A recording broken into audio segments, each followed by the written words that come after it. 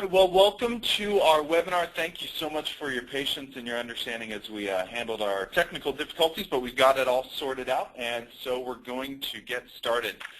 If you are seeing my screen and hearing my voice, my name is Matt. I'm with Fickewirth Benefits Advisors. I'll be the moderator today. Then you are good to go.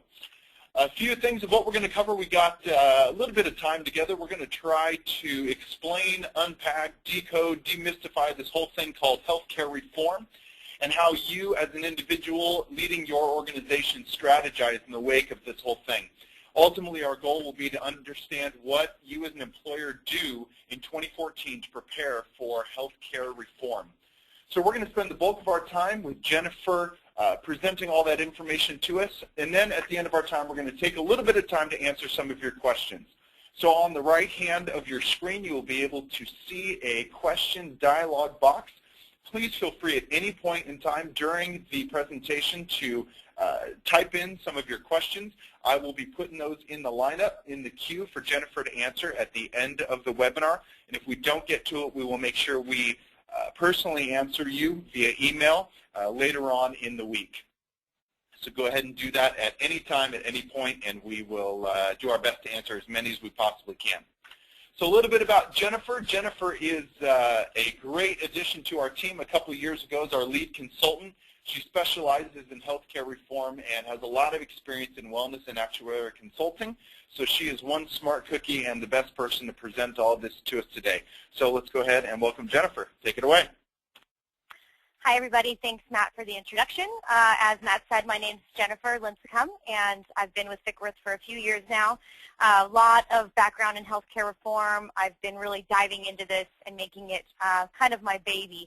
I think it's a fascinating time to be working in this industry and working with employer groups and employees and individuals on understanding healthcare reform and trying to make them realize that it's not as scary as it might seem. So the first area we're going to talk about is what is healthcare reform, and we're going to really just take the time to digest this and take it into layman's terms and understand it from a high-level perspective. A lot of the stuff that's in the news and what you read about in discussions is the nitty-gritty details behind healthcare reform. And today what I really want to do is just make sure that we can look at it from above, because the reality is that not a lot of these regulations are final just yet. 2013 will prove to be a very interesting year because regulations will slowly trickle and become finalized throughout the year. But as of right now, the best that we can do is try to just understand the intention behind healthcare reform and try to get a grasp on it so that we can strategize for this coming year and eventually for 2014. So to begin with, healthcare reform in my eyes is a law of many names. So in this industry, we love to use acronyms. So you've seen the above used multiple times, interchangeably, any which way. So I just want to clarify that we're all talking about the same thing here. So healthcare reform is obviously the biggest one, and this is the preferred nomenclature I will be using for the presentation, just to clarify.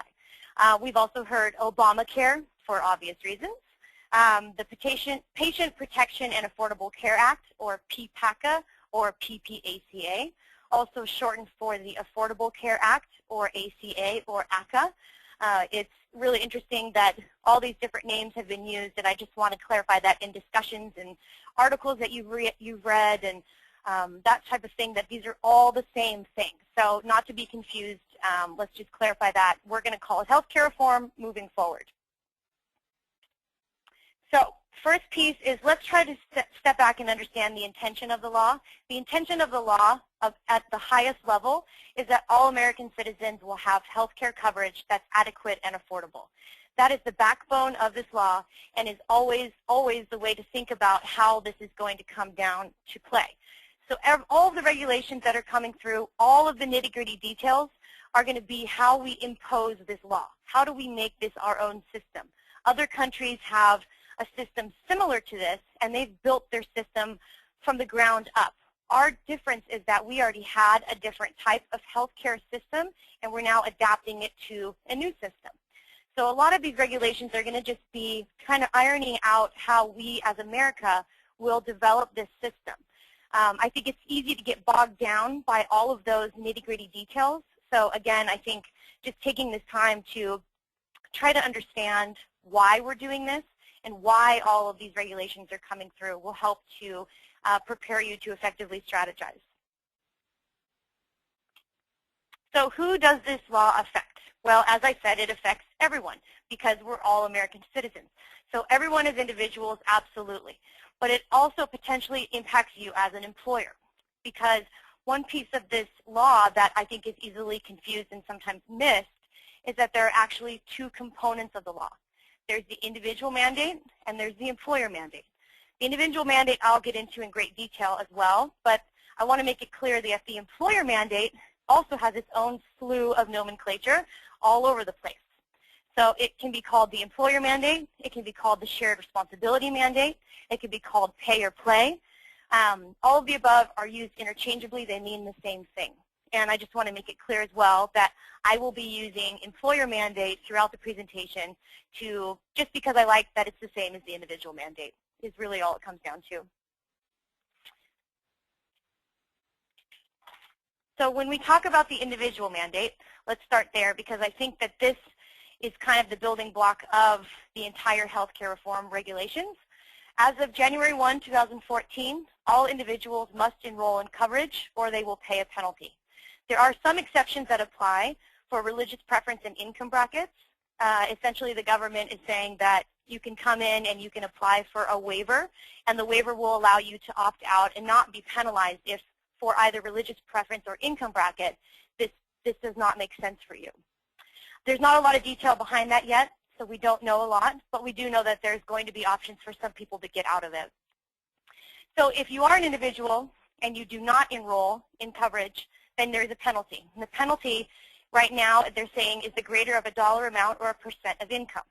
So for 2014, the amounts that have come through is $95 or 1% of income. Now, the 1% of income is capped at a bronze level premium, which I'll get into later. So for those higher earners, it's probably going to be the 1% of income, but it will be capped at a certain dollar amount, which, surprise, surprise, we have no idea about just yet. This regulation for 2014 sounds to be final, so I would take this as pretty much how it's going to be. However, the 2015 and 16, there's a potential for change. My insight behind this is that this penalty is intended to incentivize individuals to opt into coverage. And my personal opinion is that $95 or 1% is not going to be enough to incentivize individuals to enroll. If they're not enrolled, I just don't think that's going to be enough. And how they're going to administer that penalty will prove to be a challenge. So I think that my best guess is that the government will decide that in 2015 and 2016 moving forward, that dollar amount or percentage will be a larger amount, so to incentivize greater, and so they get the results that they're actually looking for. As I said earlier, this is all a work in progress, so I think a lot of things they're going to try in 2014, and then they will adapt and change in the future. So just keep that in mind as we're looking at this. So what coverage options do individuals have? Individuals, if they decide not to take the penalty, have two options of coverage.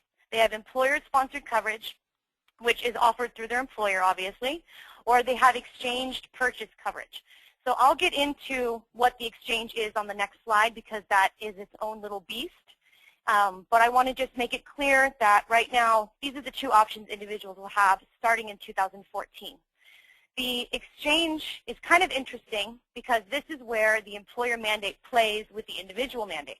The employer mandate, if they don't have the coverage that's adequate for these individuals, so if the employer-sponsored coverage is not available, then employees may have the potential for earning a premium subsidy through an employer penalty, meaning that if they decide to go purchase coverage through the exchange, they could qualify for a portion of that premium to be paid for by their employer through a penalty from the government.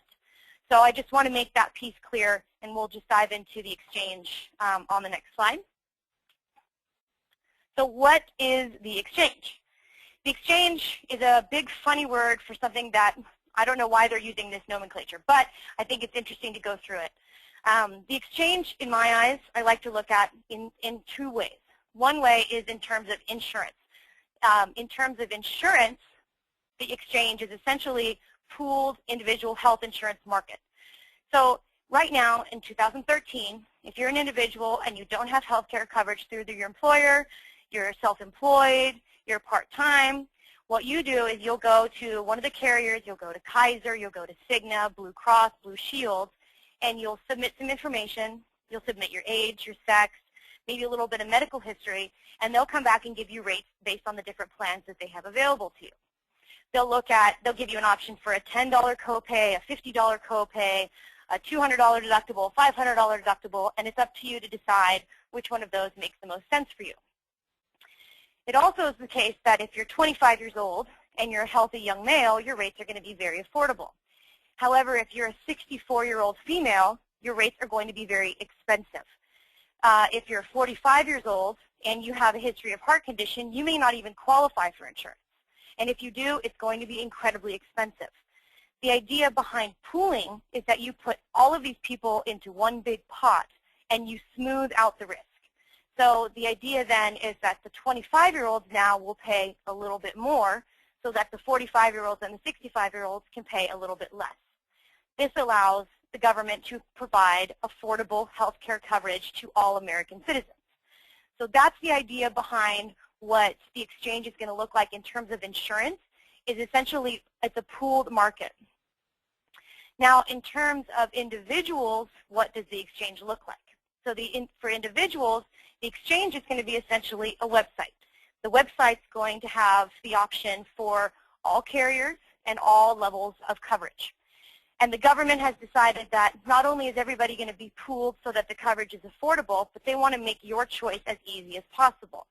So what they've said is that you can only offer 3 types of coverage on the exchange. Those are called bronze, silver, and gold.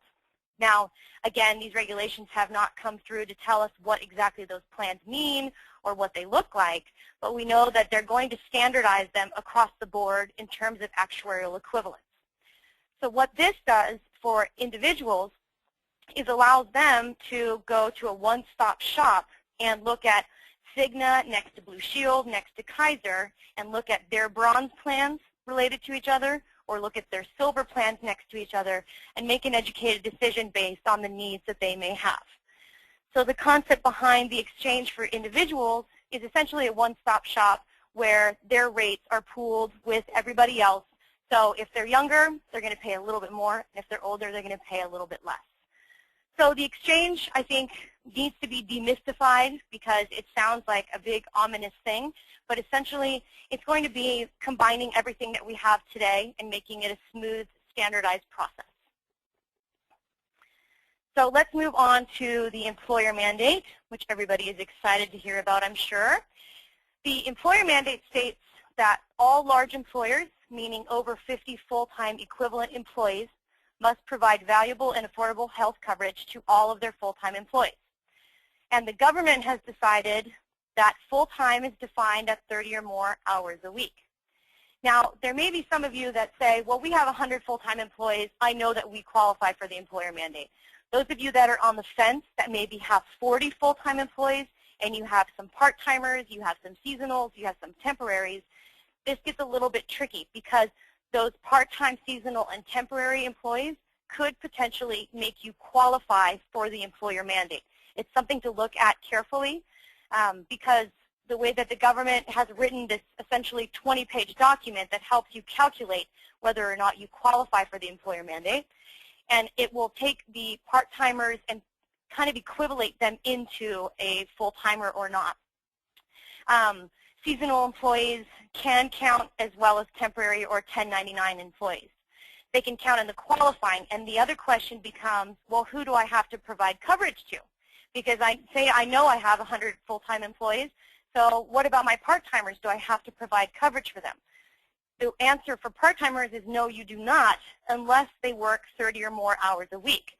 The big key is the definition of part-time versus full-time here. Seasonal is a little bit interesting because if they work for, say, 4 months over the holidays, and during those 4 months they are working more than 30 hours a week, then you are required to provide coverage for them during those 4 months. However, the other 8 months of the year, you do not have to provide coverage. Temporary employees tend to be on the hook with temp agencies. So temp agencies are in charge of making sure the temporary employees have coverage. 1099 independent contractors get a little bit tricky. So the moral of the story is that if you're on the fence, you need to look at this carefully. If you know you're a large employer, then you know this mandate applies to you. So what happens if you are in violation of the employer mandate? So if you as an employer do not comply with the employer mandate, then your employees are eligible for a premium subsidy for coverage through the exchange. So that's a lot of words to just basically say you're going to be penalized. And what that penalty is used for is to fund a portion of the premium that your employee would buy on the exchange. So now remember, I said earlier that individuals have two options: employer-sponsored coverage or exchange purchase coverage. Now, if you as an employer do not offer coverage and do not offer adequate coverage, then now the individual only has the option of exchange purchasing coverage. In that case, what the government's going to look at is, this person is coming to the exchange to buy coverage now. Do they qualify because their employer is in violation of the employer mandate? And if that's the case, then the employer will be penalized, and that penalty will be used to help fund a portion of the premium for that employee on the exchange. So I'll get into all the details about how do you know if you're going to be penalized and that sort of thing. But at the end of the day, this is the moral of the story of this law and of the employer mandate. So now we know that, in a nutshell, healthcare reform, two components: individual mandate, employer mandate. Individual mandate, everybody must have coverage. If you don't, you're penalized. Employer mandate, 50 or more full-time equivalent employees, you must provide coverage. If you do not, you are penalized. So that's the moral of the story. I know it always sounds a lot more complicated than that, but that's all it is. And so we're going to talk now about how do you strategize. Now that we understand it, what kind of strategies can I take, and what should I be looking at as an employer for 2013 and 2014? So in my eyes, there's three approaches an employer can take. Approach one is to avoid the penalties at all costs. You want to take the strategy of saying, we want nothing to do with this, we want no penalties, I want no risk of this, I want to stay completely out of that game, and I want to provide the best coverage possible. That's approach one.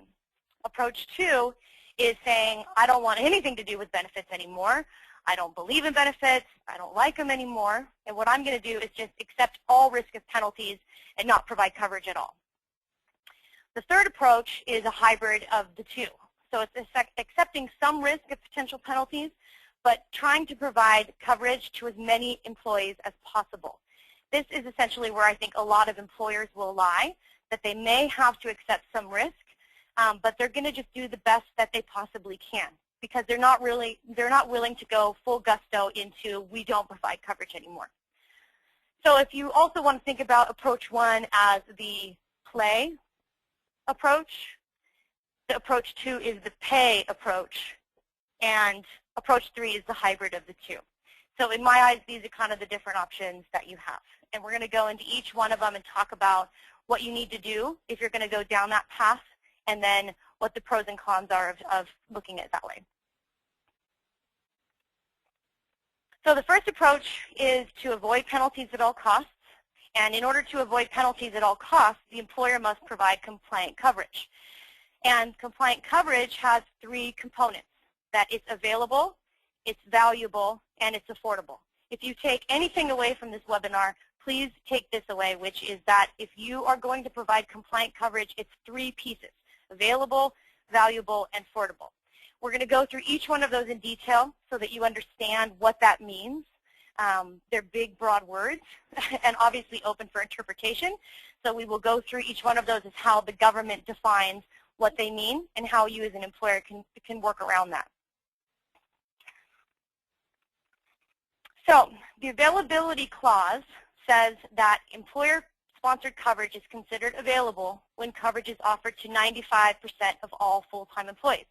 Now, this sounds contradictory to what I just told you because now I'm telling you you only have to give it to 95% of full-time employees.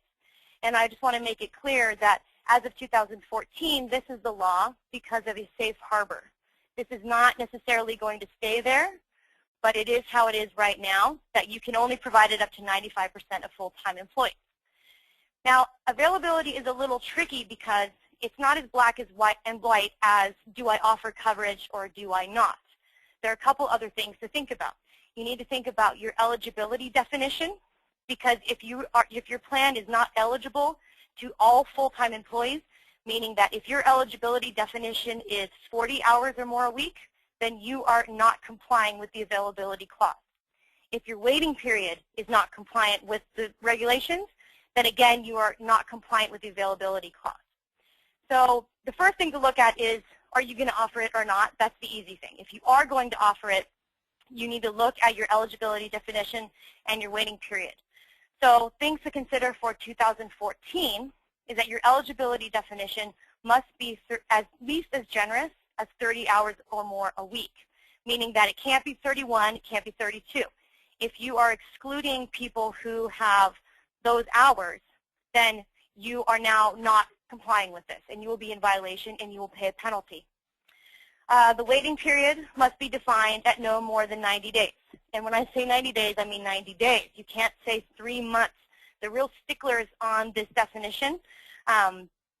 So, you know, if I was advising someone on this, I would say just be very, very specific that it is 90 days, or make it less than 90 days. Make it 60 days just to be safe, because the worst thing you can do is offer coverage and still be penalized for it because your definitions weren't in alignment with the government's regulations. So the next piece we're going to talk about is, what does it mean when you have valuable coverage? And this is where the government says that coverage needs to at least be 60% of the cost of medical care. And this is where having an actuarial background gets a little bit fun, as nerdy as it may sound, because the 60% of the cost of medical care is actually an actuarial equivalence.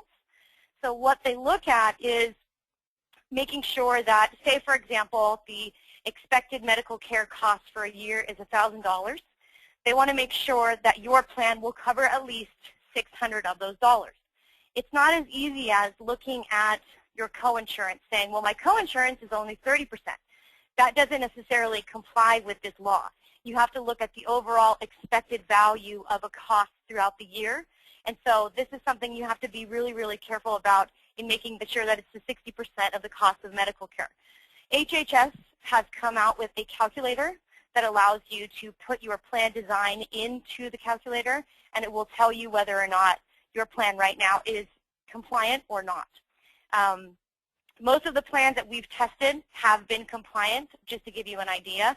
But I think the area that I would be careful of is potentially a plan that is self-funded, where there's been freedom of playing around with the plan design structure, because you may have accidentally stumbled into reducing the actuarial equivalence of your plan without ever even knowing it. Couple things to think about for 2014 is that there are cost-sharing limitations that every year they come out with this, but it's going to be something that they're looking at more closely, especially in terms of the valuable component of this law, that they're saying that the high deductible amounts can only be a maximum of $2,000 individual and $4,000 for family. There's no pre-existing conditions allowed. So this has been the case for a lot of plans already, and especially with children. But it's something to just keep in mind, that you are not allowed now to kick anybody out of the plan or not allow certain elements because someone has a pre-existing condition. So the valuable coverage, again, is something that's interesting, because a worst case scenario here is that you offer it and it's not valuable, because if you offer it and it's not valuable, you're still going to be penalized. So it's something to be careful about when you're looking at this, and just making sure that your plan is as valuable as the government requires it to be. And there's the HHS calculator, as I said, that can help do that for right now. So the last component is the affordability clause, which states that the coverage is affordable when employee-only coverage costs the employee 9.5% or less of their earnings. And when I say employee-only, I mean only the employee only. It doesn't say anything about two-party. It doesn't say anything about plus spouse, plus family. So the government is really only requiring the affordability component on the employee-only coverage, meaning that all you need to look at is how much it costs them per month based on their earnings, and if it's less than 9.5%, then you're in the clear. A couple things to keep in mind about 2014 in complying with the affordability clause is that we're seeing some fees that are going to be coming through. So in 2012, plan years ending 9/30/2012, we've seen the PCORI fees. And these fees are paid by the carriers for fully insured plans and by the plan sponsors for self-funded plans. There's two other fees that are coming as of 1/1/14. The first one is the insurance industry fee. That insurance industry fee is paid only for fully insured plans by the carriers. Self-funded plans are not required to pay this fee. The other fee is a reinsurance fee. And the reinsurance fee is essentially going to be used to fund the exchange. And that is paid for by carriers and plan sponsors on the self-funded basis. And that's estimated right now to be about $63 per person on the plan. And we're estimating the combination of these three new additional fees to be between 2 to 5% in addition to your already high renewals. So something to think about when you're trying to comply with this affordability clause with your next year renewal is expect somewhere between 2 and 5% of a load in addition to the renewal you'll already be getting, because that's going to change the budgeting aspect and the 9.5% of the employee contribution. So the rule of thumb for trying to avoid penalties at all costs, 3 things: it's available, it's valuable, and it's affordable. So you comply with those 3 components, you're going to be in the clear for not paying any penalties. So when we look at an employer who is willing to say, you may have an employer that says, we want nothing to do with benefits. In the case that you do not offer benefits at all, you are in compliance of having it available to your employees. So that's obvious violation. Other not so obvious violations are that you have it available, but that your definition of eligibility or your definition of your waiting period is not compliant. So technically it's not available to all full-time employees. In that case, you are still penalized on all your employees. This is a key point to keep in mind. Same thing with your valuable coverage ruling. You may offer coverage and it may not be valuable. In the sense that it's not valuable, you're going to be penalized for the entire population. So in the government's eyes, if you offer coverage that's not available to everybody, and you offer coverage that's not valuable, you technically are not offering compliant coverage. So those all get the biggest fees of them all. So for example, these penalties would be calculated at $2,000 times the total number of employees minus the first 30. The government gives you the first 30 for free. Whether or not that's going to go away in the future, we don't know. So for example, let's say you have 500 full-time employees. They all work 30 hours or more a week. The annual penalty for 2014 for any of the above examples I listed would be $2,000 times the 500 minus 30 is $940,000 a year. So worst case scenario is that you are offering coverage, meaning that you're paying premiums, but you're also going to be paying the penalty. That is absolute worst case scenario, because you may have the best intentions in the world of offering coverage, that making it available and making it valuable, but something got missed and somehow you now are penalized on every single one of your employees. It would almost be better to just not offer the coverage, because at least then you wouldn't be paying premium as well as the penalty. So the next approach is, as I mentioned, the hybrid between the two. And when you're looking at the hybrid between the two, meaning that you are offering coverage, so it's available, you have your you have your eligibility ruling and your waiting period all in line with the government. You have valuable coverage, so you've gone through the calculator, you have coverage that's 60% actuarial equivalence. But now, because of the affordability ruling, it's not going to be affordable for all of your employees. So you're going to violate the affordability ruling for some employees. If that's the case, the penalties are the lesser of $3,000 times the total number of employees that are affected by this, or $2,000 times the total number of employees minus the first 30.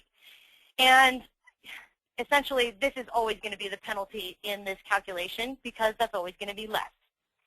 So let's take, for example, again, you have 500 full-time employees, 30 hours or more a week, where coverage is unaffordable for, say, 25 of those employees.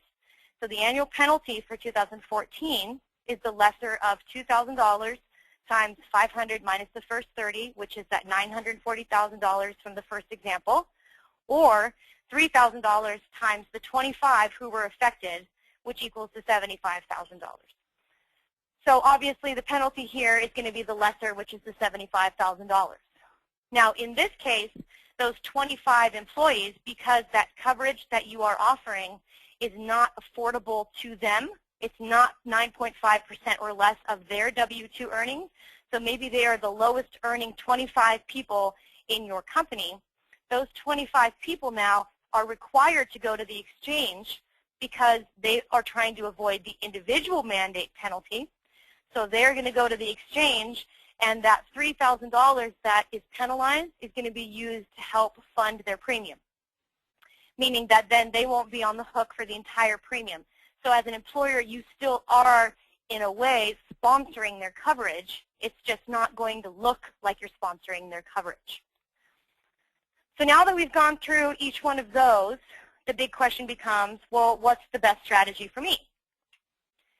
So a couple things to consider in the conversation I like to have is trying to understand what's the biggest priority for you as an employer, because obviously everybody has to be profitable, so the financial impact is huge. That's going to be something that is going to be at the top of everyone's list. But there's also the areas of employee relations, culture, attraction, retention, morale, loyalty, communication that are huge when it comes to deciding on how you want to approach this. I've talked to different employers where some of them take the approach that we're a family-run business, and at the end of the day, no matter what, we're always going to provide coverage because that's how we do business. And I love this approach, but there are also other employers who they can't do that. They can't say that same thing. They can say, the best that we can do is the best that we can do, but this is all that we can afford to accommodate for benefits. And if that's the case, then absolutely that's all that you can do.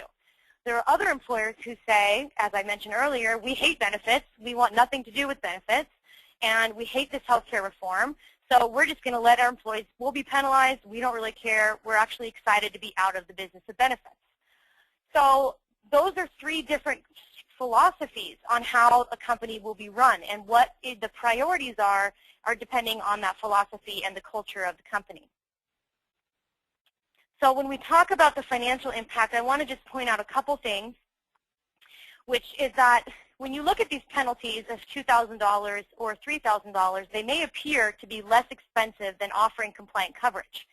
But a couple things I want you to consider are that the penalties will definitely increase. So as I said, this is a system that's a work in progress. So these $2,000, $3,000 will absolutely increase. To what extent, we don't know. But knowing how this is going to play out, that's not enough to fund this system. So I think that they're going to continue to grow and will be very, very expensive at some point. And there will be a teeter-totter effect of making your premiums through a group-sponsored coverage potentially less expensive than being penalized. But the other thing is that penalties are not tax deductible, and premiums are. So that's a huge benefit when you're looking at the bottom line. And it's also not easy to say, well, a $3,000 benefit, I'm sorry, a $3,000 penalty is more affordable than what I've been paying in premiums. When you're not looking apples to apples, you have to look at the tax impact and the tax benefit of those premiums to really make sure that you are looking at apples to apples. The next piece is the employee impact. A couple things I want to just point out here when you're thinking of the strategy and the approach that you may take.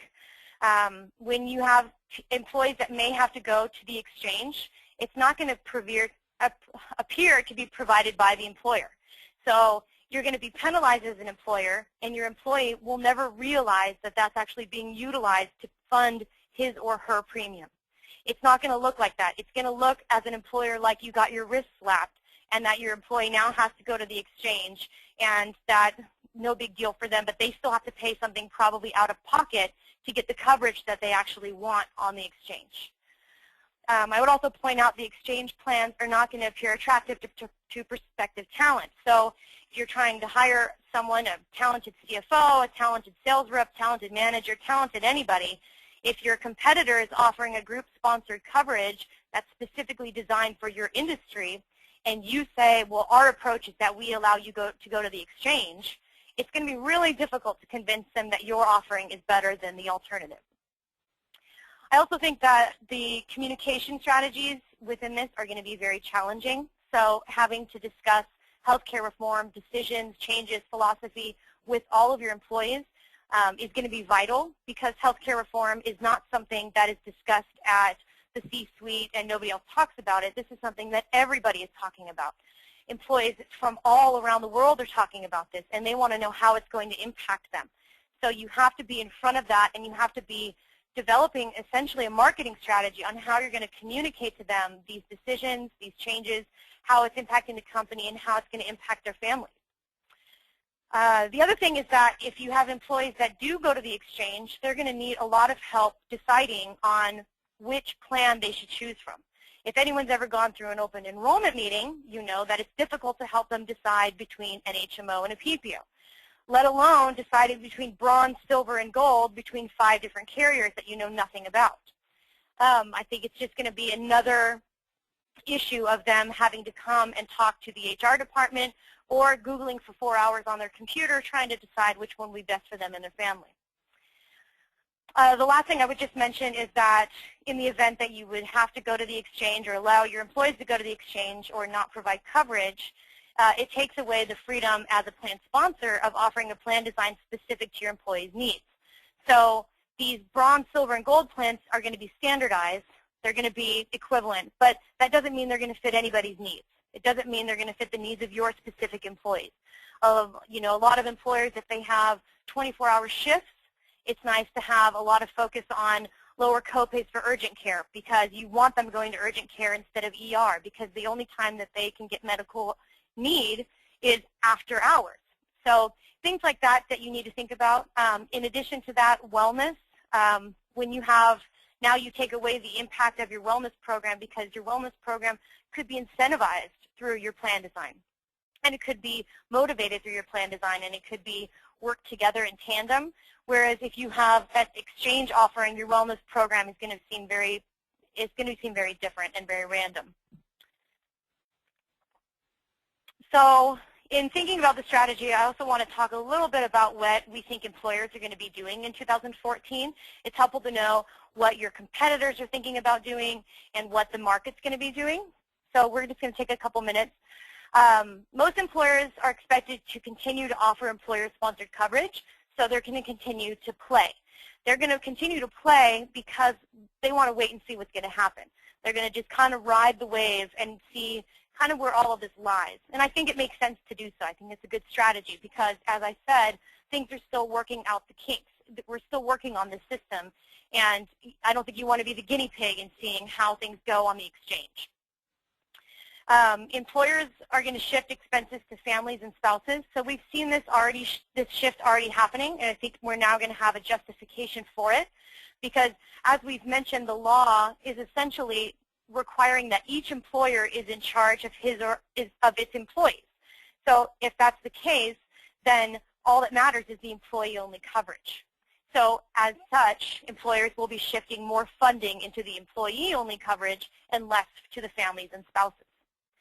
And it also begs the question, well, what happens to the children? And I really suspect most people will start offering a tier for employee plus children. Right now, the typical tiers are employee only, employee plus spouse, employee plus family. You need to look at offering an employee plus children so that when your spouse, the two spouses are covered on their employer plans, you can look competitive by offering an employee plus children plan that gives them that option. High deductible plans with HSAs will continue to be a popular choice. High deductible plans tend to have lower premiums, meaning that you can comply with the affordability clause. And the HSAs have continued to be popular because of the tax benefits. and also because employees can take them with them.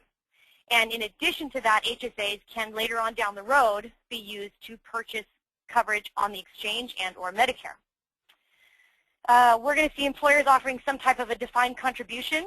So right now, a lot of times we see contribution strategies all over the place where it's 50% of this and 75% of that, where this, I think, strategy is going to be we give everybody $300 a month to provide them with health care coverage, and that makes the plan affordable. It's going to make budgeting a whole lot easier, and it's going to make communication to your employees significantly easier, explaining to them that everybody gets the same dollar amount regardless of being married or having children. This has been a big move, and I think that we're going to continue to see that push.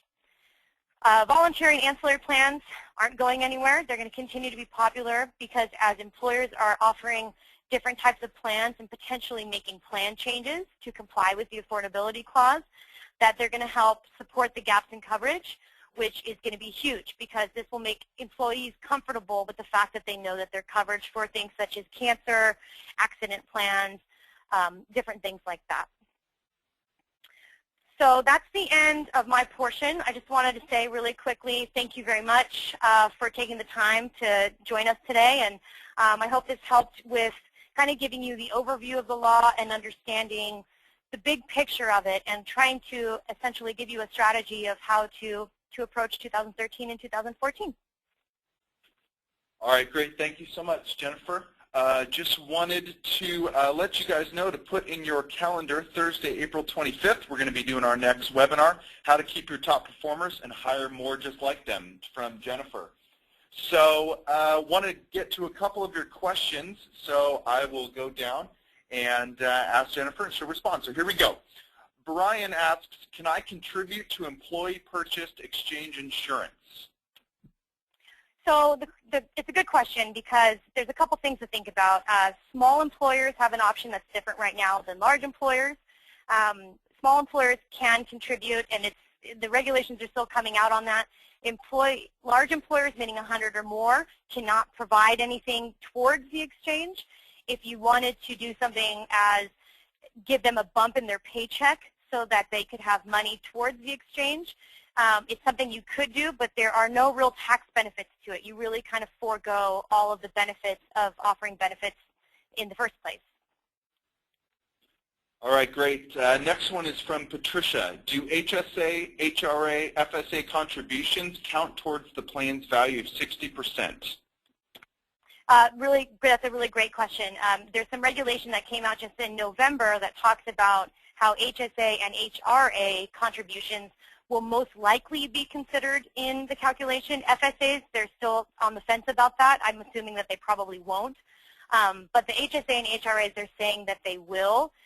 You know, I'm not positive that's going to stick because my interpretation is usually that they're looking at the quality of the insurance, and HSA and HRA contributions tend to not look like insurance. They look like a funding mechanism or tax vehicle.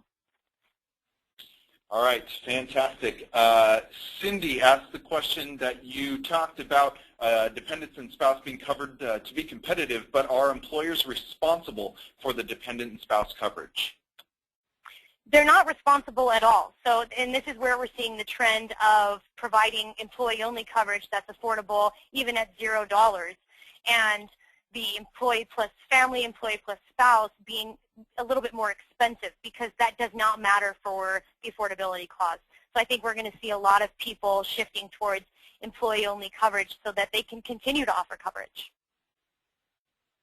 All right, and we're going to take one last one, but if any questions come up in the next several hours or days, you can go ahead and email Jennifer right there, and if we didn't get to your question, we've got a few that we didn't get to, won't have time for, we will, as I said at the beginning, answer you personally by email, but here it goes.